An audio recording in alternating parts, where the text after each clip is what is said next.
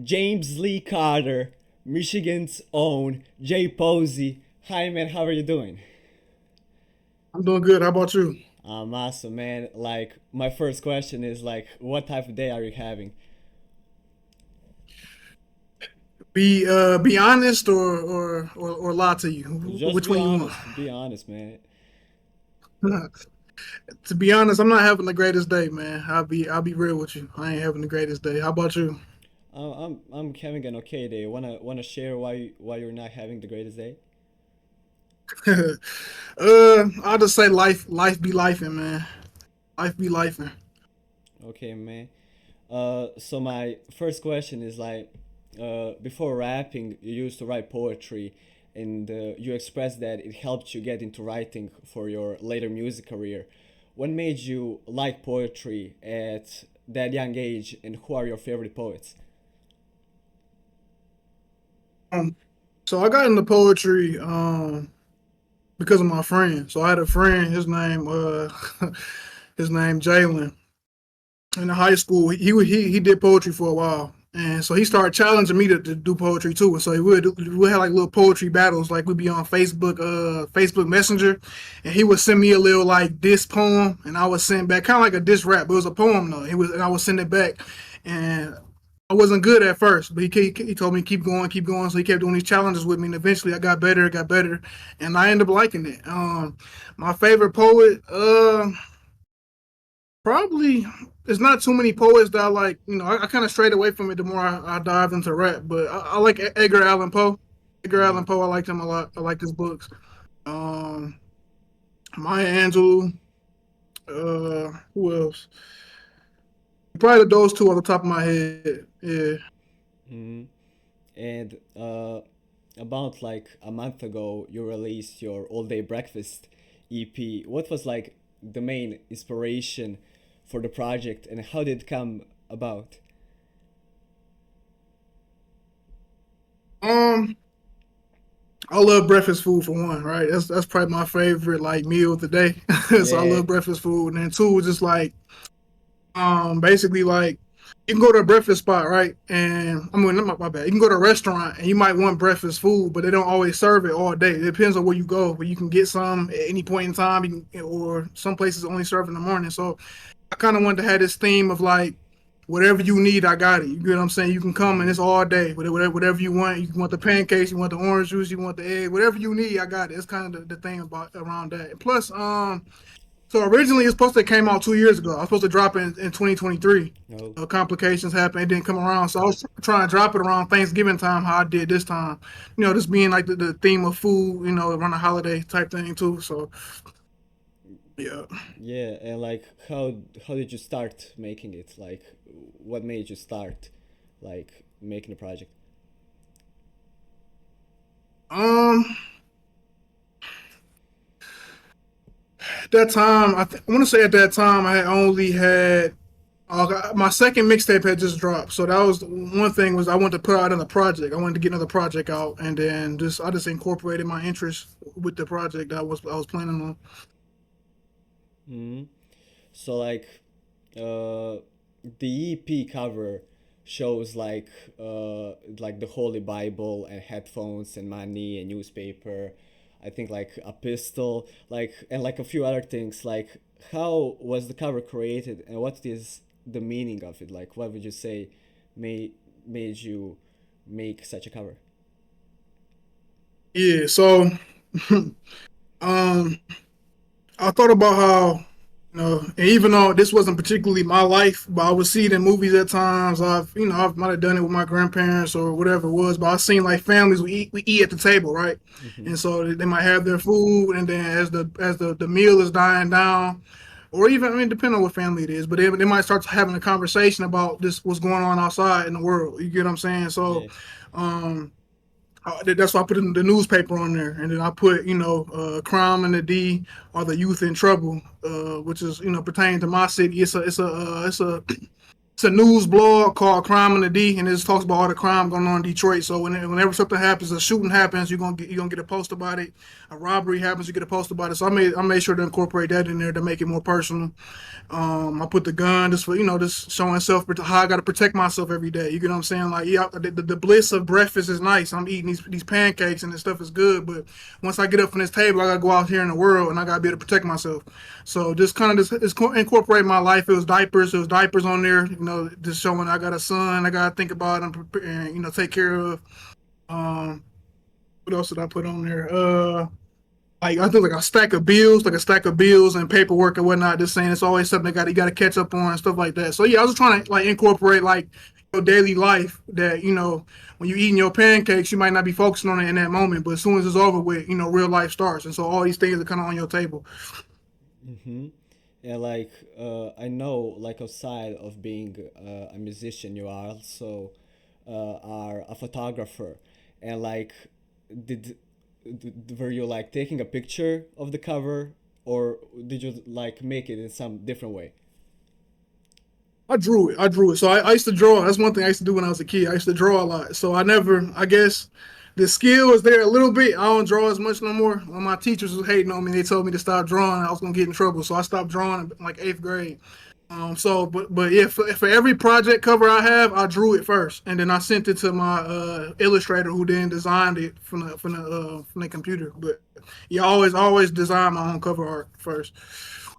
Fun fact: I'll give you my first two songs though. I think was it "Truth Be Told" and "Calm Waters." The cover for those, I did take the pictures for those.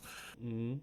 And like, would you say you having experience in photography, like kind of shaped your view when it comes to you making your art, your music? Do you think like it impacted it in any way? Yeah, I think just being visual, and that's why I even take my music videos so seriously. You get what I'm saying? I don't want to just have any kind of quality or just have any kind of setting. I intentionally choose my setting or location for the video. I intentionally choose what videographer I think will match the vibe of the song or the vibe of the location better and whatnot. So yeah, it's definitely play a part in how I see things like just visually. Yeah. Mm-hmm. And like, I know like in the IG announcement of the EP, you mentioned how after its release there will be another drop very soon, and after it you're going to take like a break to drop another project that's going to be, I assume, longer and more ambitious, I'd say. Can you tell us like anything about those projects that you were teasing? So yeah, I have a series of mixtape series right now called Black John Snow, and so this is actually just a birthday gift my wife had got to Yeah, me. It's no way. the album cover with the record on there. Yeah, so that's I'm dropping Black John Snow Part 3 next year. Oh, So that's where I was hitting. Yeah. was that the show, the project that you're going to drop soon, or the one you're taking a break for? The one I'm taking a break for. And like, how would you like describe like the sound of the third installment? Like, if you can let's say like put any collaborator on it, like who is like a collaborator that you would put on a mixtape? If like you had like all the industry connections in the world, who would you put on it? Mm, Future, uh, Future, Danica. she's an indie folk artist from the UK, I believe. She's not super big, but I like her music a lot, so I would put her on there. Future, from my city, I'll probably put Babyface Ray on there. Um, J Cole can always get a feature from me. So I'll put him on any project. Um, that's probably about it. I can think of off the top of my head. I can probably go on and on, but that's off the top of my head. That's probably about it.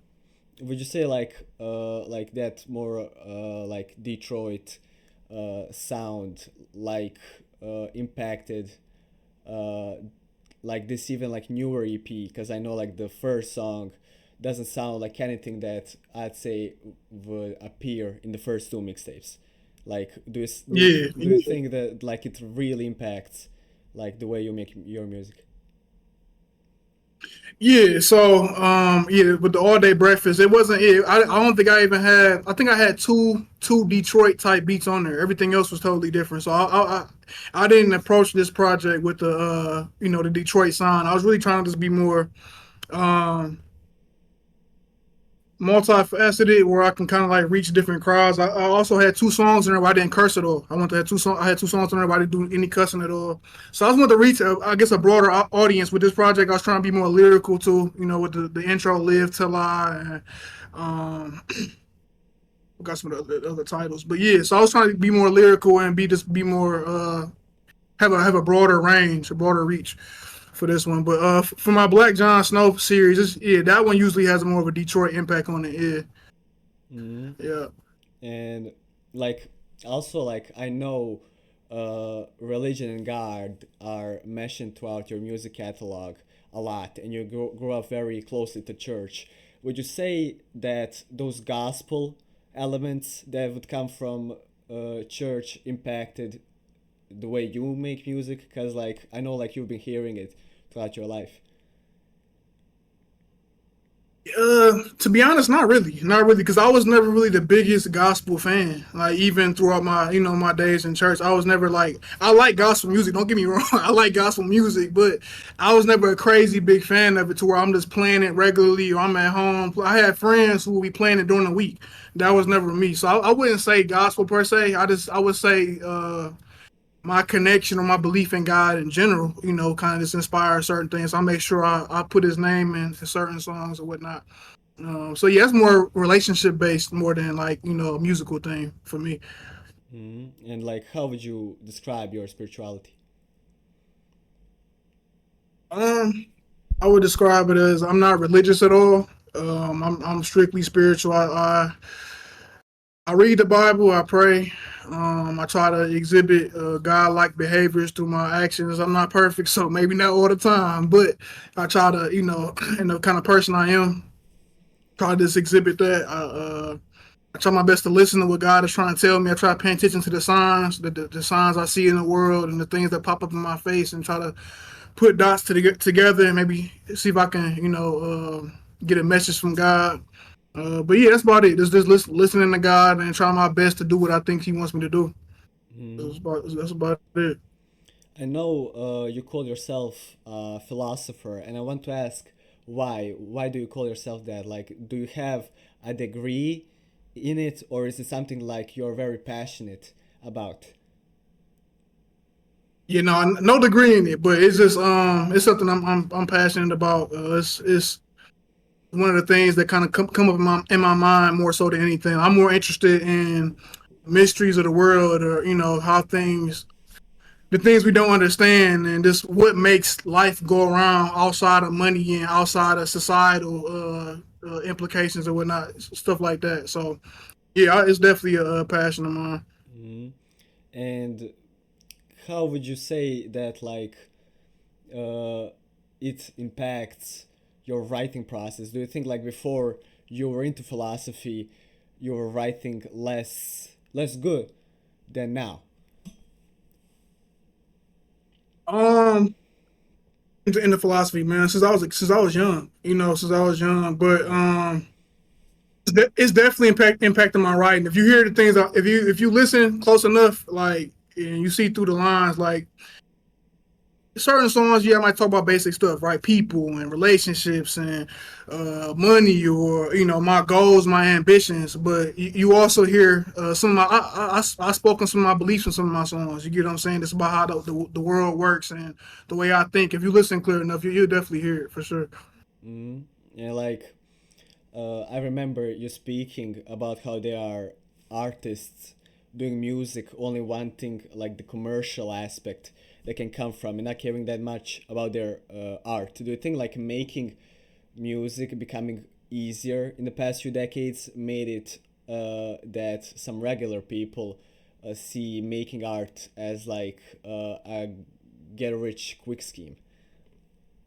Most definitely. Most definitely. Yeah. I mean, if you look around, you can see it all the time. I can see it in my own city, in my own environment. The artists that's coming out, yeah, you can see it. You can see that there's no real passion there. There's no real desire to grow in your craft. There's just this, oh yeah, like you say, get rich quick. You know, if I could drop this song, or especially, in the inner cities, rap scene, and I could speak to my city in my environment, like the diss music, you know what I'm saying, the drill music. But if they feel like if I drop this song, dissing this other group of guys, that's gonna boost me up quick, and I'm gonna get a call from the labels, and I'm gonna get paid, and I'm out of here. You know, that's a lot of that. That's a lot of that going on. I don't really respect it, to be honest with you.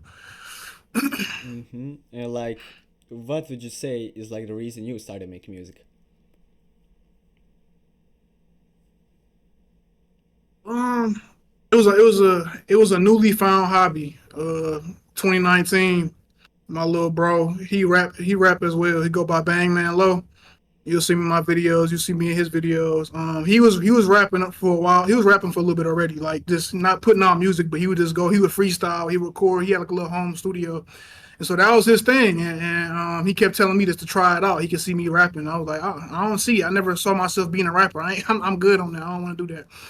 Eventually, I ended up trying it out, and it was just fun to me. It was fun. And I kind of like I ended up finding this like therapeutic uh response from it. You get what I'm saying? I just kind of felt like it just felt good to my thoughts and my words. So that's kind of how it came about. And like, I know like you often like have words of like encouragement for other artists, and you stand on the principle that you all should help each other when you can. And like, what is like the main reason you are that vocal about those kinds of things? I feel like as artists, if we helped each other, we could achieve our goals faster and more efficiently. I feel like um, there's not enough of that going on. I feel like also like the more as the years go on, especially with me being an artist, so I hear about more things. I just see that in the music business, it's not like everybody's working together. You have artists, you have the executives, you have producers. Like I feel like producers and the artists maybe work together a little more. The videographers, blah blah blah. But the people who actually run the industry and who run the music business itself, they're not in our favor. So it's like it's really just us and whatever genuine producers maybe, or genuine other pieces that go into the puzzle that actually care.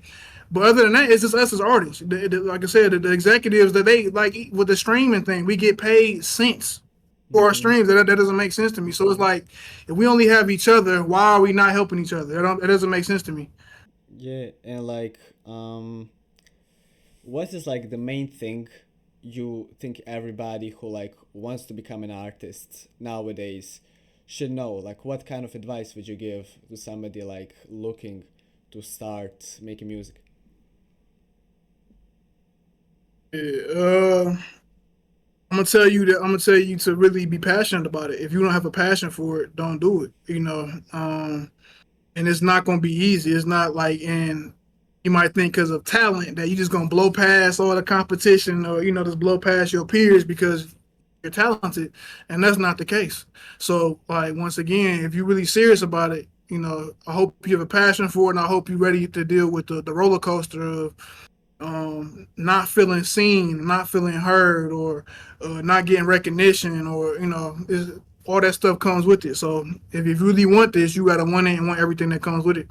Also, follow your craft, and not follow. I see a lot of artists kind of hop in, they start following other artists and trying to sound like other artists. Stay with your craft and stay with the gift you have, because God didn't bless you with Lil Uzi's gift. God didn't bless you with Future's gift. He blessed you with yours. So if you're supposed to do music, do what speaks to you and do what comes from you. Not don't follow.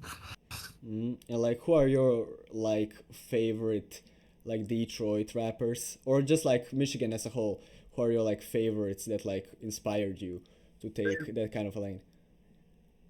That inspired me. Oh,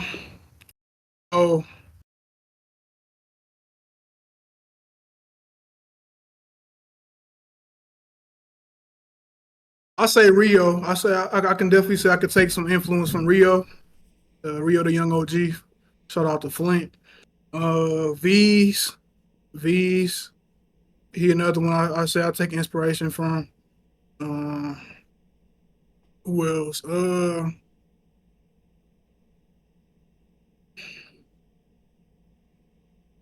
I say even Band Gang. I say Band Gang with like their style of beats, the style of beat, like the darkness of the beats and stuff like that. I say them, and Rokane too. Rokane, I think Rokane's style of beats is a lot of the Detroit beats I've been rapping on the past year. But he's somebody I listen to as an artist as well. So yeah, I say Rokane. Yeah, it's probably about it as far as influences on my music. I'll say yeah, those guys. Hmm. And like all those artists are like kind of more they have not been like there forever. Like who are like some artists that you grew up with that like influenced you like liking music? Like who was like an artist that you heard and you was like I love music from now on, you know? Yeah, I love Blade Icewood. I definitely liked his music. My dad used to play the Cheddar Boys. So it was some of their songs I grew up listening to. Like yeah, like I love this. I like that. As far as Detroit go, that's probably no. Let me go back. Eminem. I ain't gonna forget about Eminem. Eminem is another one who I listened to growing up and just early adolescence and stuff like that. So yeah, I throw Eminem in there too. Hmm. Yeah, it's probably about it as far as like the local scene. Yeah, that's probably about it. Hmm. Yeah. I know you like you're also like a big fan of basketball, and you list Kobe Bryant as one of your biggest inspirations in life. And like, even though it's Yeah. not connected to art in any way, do you think that like you liking basketball influenced your artistry on any significant level? You did your research, boy. You did your research. No, yeah, I would say so. Yeah, I think for one, just the mentality, the whole Mamba mentality thing that's really attacking what you want and being relentless about it. So yeah, I would say that part. But this also, yeah, I played basketball for a long time. I played till I couldn't play no more. I kept getting hurt. I had a lot of injuries. So I just feel like yeah, it's kind of similar. I feel like when I get into a flow on a song, I kind of feel like I'm in transition. I'm dribbling. I'm dribbling. I got the 3-man weave that we did practice for. You dribbling. You see your man. You pass. It's just the flow of stuff. I feel like I feel a Mm-hmm. similarity in flows when I'm like in that mode. I'm in that groove. Um, so yeah, I would say so. Yeah, most definitely. Mm-hmm. And like, I know your son is someone you really like love and value, and on like songs like I think like Not For Real, you mentioned how you want like the best for him. Would you say that his presence motivates you to do music differently than if he wasn't born? Do you think like him being That's a there good like question. makes you do music a different way? That's a very good question. I would say yes. I would say yes. I would say I think if you was to listen to like every song I dropped from because my son was born in 2022, right? I dropped my first song in 2020, 2 years before that. So if you listen to every song I dropped up until he was born, I would say you could probably hear a difference afterwards. I feel like also getting it with my wife as well. I think I kind of like changed it, but just a little bit. I didn't want to, be disrespectful to nobody, anything like that. So I want to respect my wife, and and because of my father, I want my son to obviously not every song is gonna be for him, but I want him to be able to have some songs that when he gets of age, he can listen to, and it be of substance of just things that he can even at a young age, say 9, 8 years old, 10 years old, he could listen to and it could be appropriate for him to listen to. You get what I'm saying? Mm-hmm. So yeah, this one that just thinking about them and just thinking about their respect for me and just how just how it looks and how it sounds. So yeah, I would definitely say yes. That's a good question though. Mm. And like, would you say that like your family like supporting you when it comes to making music drives you to like keep pushing? Because I know there are artists who are like very hesitant to do some stuff because of that lack of support from people they love.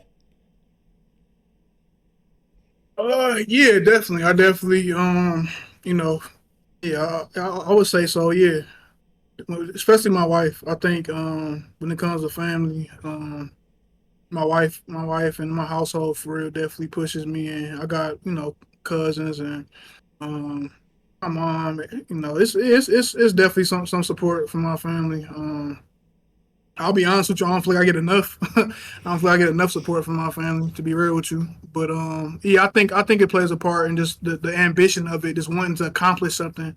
It'd be times where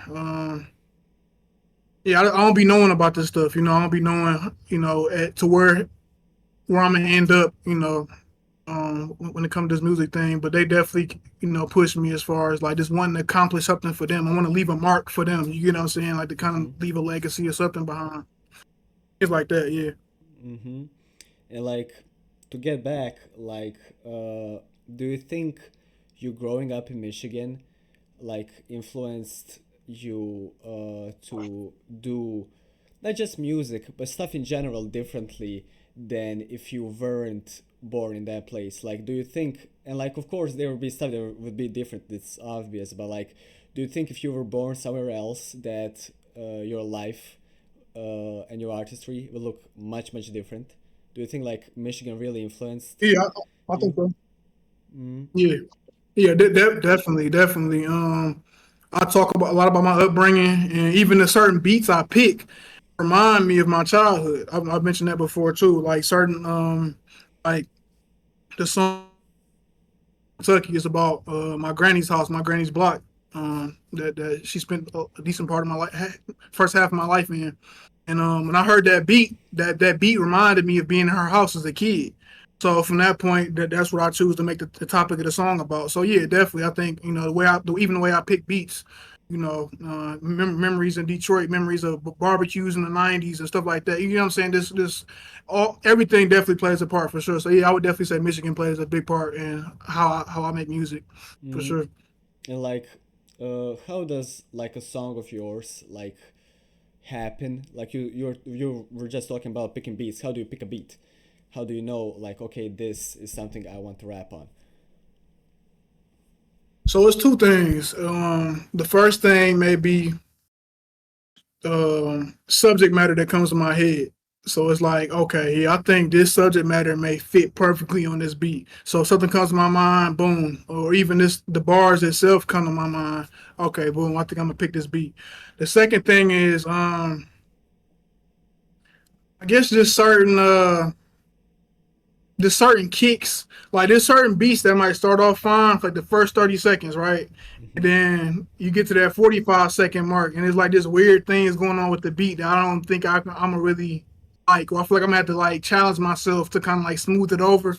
So I might be like, "Nah, you had me in the first half, but no, I can't do this beat." So there's certain kicks and certain drums that really catch me, and when I see there's a repetition there, that it's gonna sound like that throughout the beat, I'll stick with it. But yeah, it's usually about what comes to my head. So whatever comes to my mind, boom, okay, I like this beat. I can get off on this one. Mm-hmm. And like, um, what would you say is like your proudest moment as an artist? Like, what is there a moment that you realize like, okay, this is something that I want to do? What is your proudest moment? Mhm. I'm gonna have to give you two moments. I'm gonna have to give you two moments in these 5 years. The first one was somebody because I promote everywhere, man. I promote everywhere I can, especially for free. I take advantage of every opportunity. So um, I had promoted a song on Reddit, and somebody had messaged me, and I think it hits harder when you can't see the person's face, right? There's no profile pictures. Well, you can put a profile, but most people don't put profile pictures on Reddit. So, somebody had messaged me and saying that one of my songs had made them cry, and it was making them think about their life, and they had it on repeat, and it was just like real emotional about it. The song was Bloody Steak. It was Mm-hmm. Bloody Steak off of Black John Snow Part Two, and he had messaged me. I think it was a he. He messaged me saying how much it had moved him and telling me to never stop rapping. So that was the first one that I made somebody feel emotional, or the things I was talking about in that song that meant something to me. was able to strike a nerve in somebody else as well. You know, so that was the first one. The second one was getting my first paid feature. It's like, okay, I'm getting paid. I'm getting paid to rap with somebody else's song now. So that was the second one for me. Those two things was like, all right, like, you know, no matter where I end up, like, I definitely got talent. You know what I'm saying? So yeah. Hmm. Like, if you could like travel back in time to like, let's say 2019 or 2020, like what would you say to your younger self when it comes to your career? What would you tell him? Man, I tell that nigga, you better get a Rio feature. You better get a Rio feature while it's cheap. Yeah.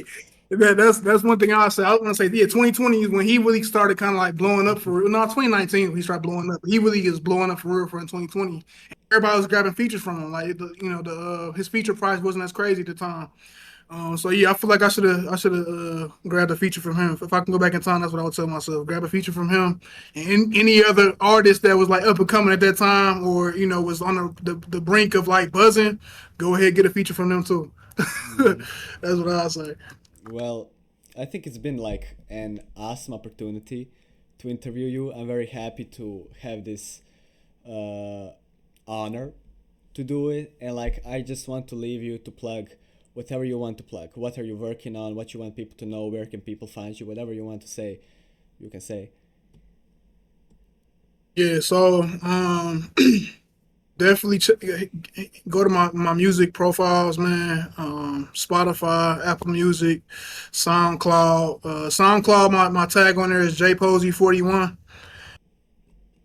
Spotify, Apple, YouTube, just Jposey. You gonna find me, man. Follow, subscribe, like, share, all that. My Instagram is just James Posey. My Facebook is Jposey as well. I'm not gonna be on there on my social media as much going forward these few months. Just settling back for a while, but yeah, on YouTube, I'm definitely be active on there, and you just find my music profiles on all platforms. My music is there. And Mm, yeah, that's about it. awesome, man. And also, if for any features or any interviews, anything, my email address is Carter Kobe96 at gmail.com for anything that you want to inquire about. You can hit me up there.